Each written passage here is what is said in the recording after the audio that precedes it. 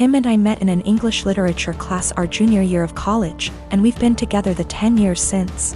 While he ended up going into IT, I stayed in the liberal arts track and ended up doing non-profit work after college when I realized I didn't actually want to be a school teacher. Just to say that we always assumed he'd out-earn me by a considerable margin.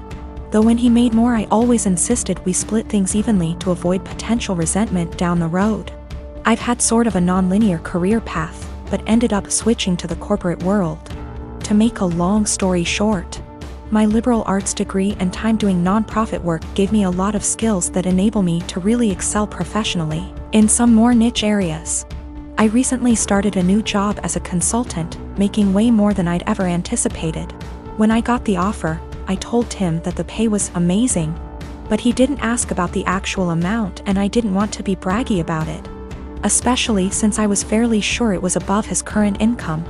Well, we just put in an application for a new place, and in the process of having to submit our pay stubs, it's become obvious that I make roughly 30% more than he does now. I expected him to think that was cool, since he's a feminist and has always been super supportive of my career. But instead he started to make increasingly harsh jabs about how I cheated the system to get where I am. That no English Lit major makes more than a cybersecurity professional without cheating somehow. His major point is that I got my first job out of nepotism, which set me up to trample more qualified people who didn't have the same advantages. It's true that I got my first post-college job after being referred by a sorority sister, but it was for non-profit work making $22K year, not exactly at somebody's daddy's firm. He also points out that at my first corporate job, I snagged a big promotion after volunteering to take on starting up the company's diversity //equity / inclusion program, and I'll admit that were I a white man, it's highly unlikely I would have been able to be the face of the eventually high-profile diversity program. Tim also notes that I was awarded a small college scholarship for being a promising female writer, when no such scholarship existed for males. But all that said, I still don't feel like I cheated the system, and it makes me angry to listen to him joke about it. Especially since I grew up blue-collar and worked full-time while going to school full-time to afford my degree. I reached a breaking point yesterday when he made a crack about how the new / first woman on his team is an obvious diversity hire. I told him that his jokes about women cheating the system to get ahead aren't funny or guy talk ribbing, as he says. They make him sound like an insecure little boy. He told me I was being a naive Karen, and we haven't really talked since yesterday. I have been with my partner for 7 years. We initially met online, and after meeting in person a few times and realizing our affection for one another, we found it promising to move in together. I moved from California to Pennsylvania to be with him throughout graduate school. All was seemingly well during this time. I have never really had any reason to not trust him. I encouraged him to very much so, to try his best to make friends, or to explore hobbies on his own outside of the various ones we share, because I have my own passions. And I found we connected most when we met in the middle through conversations about these passions, through the act of explaining or showcasing what we've taken in or learned. Throughout these 7 years, he has struggled with very low self-esteem. And though I don't necessarily think of myself as the pillar of self-love, the depth of mine doesn't reach the low perception of his self-value. Because of this, he has seen and stopped seeing both a counselor and a therapist, and has been on medication to help for the last 6 months. Things were seemingly well between us, and continued to be pretty fluid. We continued to share things, and take long walks, and were pretty open-ended about where we stood in the relationship. If one was feeling a bit of an ebb, the other would pick up more of a share, and vice versa. However, things took a bit of a dip about 2 days ago when I felt the ebb, and asked him about it. Initially, he said there was really nothing wrong. And perhaps I was just feeling this way because with our schedules we haven't been able to see one another for long periods of time like we are used to, which is true. But the feeling continued to irk me, and when I asked about it a second time, he confessed to me he had begun talking to another girl from another country via Instagram direct messages. And though things between she and him never crossed the boundaries of platonic friendship, he really loved the initial rush of someone asking him questions about his favorite movie, his favorite album, his favorite book. All things he and I already know very well about one another. I asked if he'd sent any selfies, or anything risque, and he said no, though I can't confirm, because he deleted the messages. A good deal of me believes him, because of how open he was about the initial conversations to begin with. We slept apart, and I just felt really confused the entire night, because I couldn't really resonate with wanting that sort of attention from someone else. If anything, his yearning for that type of attention sort of hurt. It felt like I wasn't doing enough, or giving enough. The next morning, though I don't have an Instagram, and am not on the app, I went to check his using the desktop version, and found that posts where he once called me the love of his life, or a specific post with a gift I gave him that once said, "Greatest gift from the greatest girl," were still on his profile, but the words, girlfriend, or love of my life, were completed erased. With this realization, my confusion and hurt turned to very real heartache. I called him and asked if he had deleted these words from the specific posts, and with shame, he said yes, he did. When I asked why, he said it was because he just didn't want the attention from the girl asking him about himself to be disrupted if she found out he was in a long-term relationship. I guess this is where I asked the obvious and questioned why someone who is just asking about your favorite books, movies, etc., would be driven away by the fact that you have a girlfriend. And he said he didn't know why he did it, and that it was a massive mistake. At the risk of seeming toxic, and I will take full accountability for seeming so or being so, I asked him to please deactivate his Instagram for the time being while we sort through this, his Twitter as well. He did, and though I was feeling a bit of relief about that, I couldn't help but feel a bit saddened that he didn't choose to do that on his own for the benefit of our relationship. He had to wait for me to ask. Which again, just made me feel like such a toxic and controlling partner. Two things I always strive to be so far from. When he got home from work, we discussed everything at massive length, and he continued to swear up and down that these conversations pertained strictly to music, movies, and books, and he didn't have interest in her.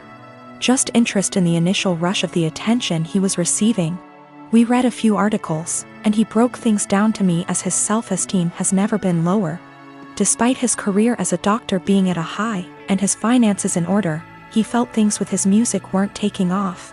And with that came a feeling that he wasn't special, and it was nice for someone to make him feel that way.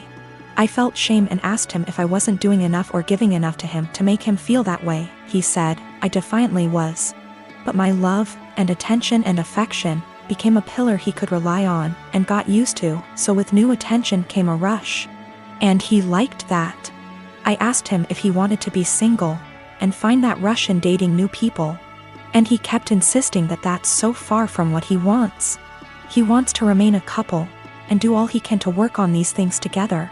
Though I can't help but correlate that feeling he enjoys with the feeling of a first date. Which hurts, of course. I told him I didn't really see how we could move past this because there was nothing much for me to make an attempt to work on moving forward. This seems to be a self-stemming problem that I emphasize with, but just don't want to be on the receiving end of the counter effects. So though it is incredibly uneasy to begin to think of how difficult it'll be to begin again, it is just as difficult to think about how difficult it would be to stay and try to rebuild back up an issue that I feel like just a bystander. When it comes to this has all been very painful, and if this comes to an end, I just want it to be as civil and as possible. He deserves to love himself, but not at the expense of the love we have between us. I deserve love that is stable and comforting, and not laced with newfound paranoia. Despite this all, my heart is still very much in this, of course, and he has been very vocal about how it was just one mistake. Nothing happened, we can work through this, etc. And I secretly keep hoping he will make a step, any step really, to showcase these words and implement action, seek a new therapist. Find the two of us a relationship counselor, buy a book on self-help or on how couple conquer affairs, anything at all.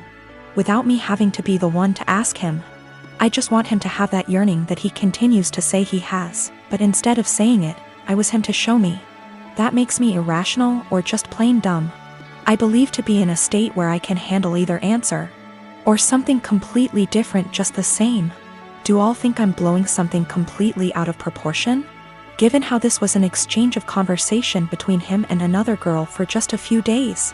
And his erasure of me on his profile was only for about 2 days? This has been a first in this relationship, this has been a first in my life truthfully. I just felt completely vulnerable and isolated. My best friend and I are quarantining at our apartment together. She's trans and has had trouble growing her hair out, so she wears wigs. She has some really cute ones in other colors that she wears for fun and stuff. But she has a standard everyday wig she wears most of the time. Lola never got the traditional girly childhood, so we've been making one for her in quarantine. We built a fort in the living room, have been making friendship bracelets, playing summer camp-style games. It's a lot of fun. Last week, Lola mentioned to me that she wanted to start a quarantine diary so that she could document her experiences for future generations. I actually thought it was really cool, and then we got on the topic of journaling and I told her about my first diary. One of those flismy lock diaries that every girl had as a kid. We bought matching ones as part of our Give Lola Her Childhood Back crusade. They took a little while coming in, but we got them on Friday. Saturday night, some of our friends from college decided to do an impromptu girls' night in.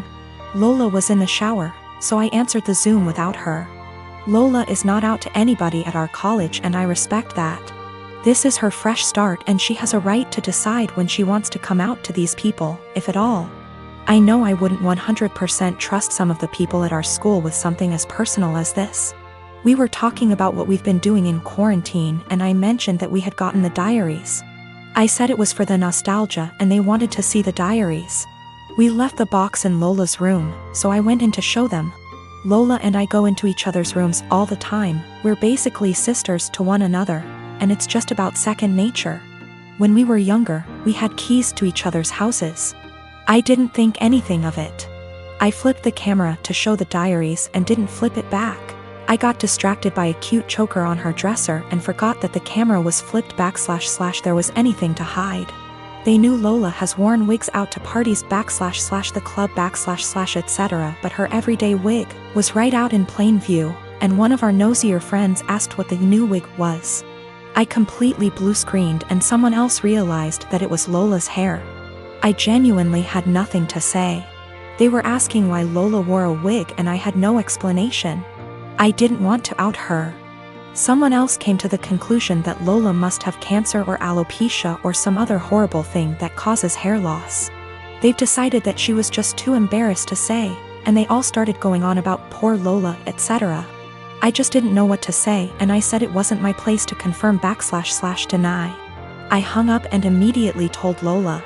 I apologized profusely, and I know how badly I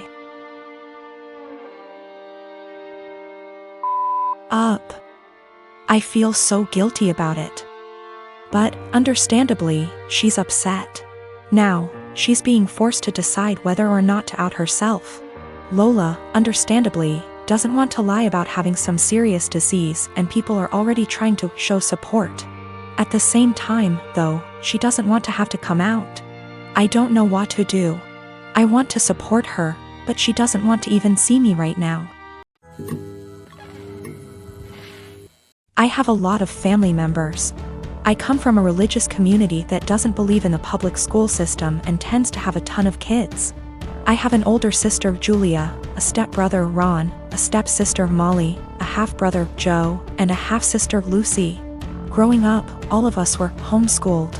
This involved a lot of neglect, lack of textbooks or seasonally appropriate clothes / shoes, unheated house, and sometimes physical abuse. I lived mostly with my mom, but spent weekends with my step-family. Both houses were dysfunctional. My stepmom used to have a severe problem with alcoholism, although she's been better in the last few years. Ron is my best friend and I would be lost without him. We've supported each other through years of hard times. And we discuss a lot how our lives could have been different if we'd been sent to school or generally had a more healthy home life. Obviously, we don't want the same thing for our younger siblings. And don't want to see them struggling in minimum wage jobs while trying to study for a GED the way we're doing. When I went to visit him recently, I found that my stepmom had gone out of the country for an entire week and left the youngest two at the house. Ron and Molly both work. Molly hasn't been doing any homeschooling for about 2 years and are out of the house for most of the day and night. I tried to help Lucy with her math homework. But she was extremely behind grade level and kept getting distracted because she had to make lunch or do chores. Joe spends all day in his room playing video games and gets no guidance from anyone. I try to as gently as possible get him to do some reading, but he doesn't understand how serious the situation is. And obviously is having too much fun to care. So I called CPS and reported educational neglect. And obviously everyone knew it was me. And Ron told me that stepmom said I wasn't welcome at the house anymore and to never contact any of them again. Molly is extremely mad at me. She blocked me on Facebook and doesn't have a cell phone where I can reach her.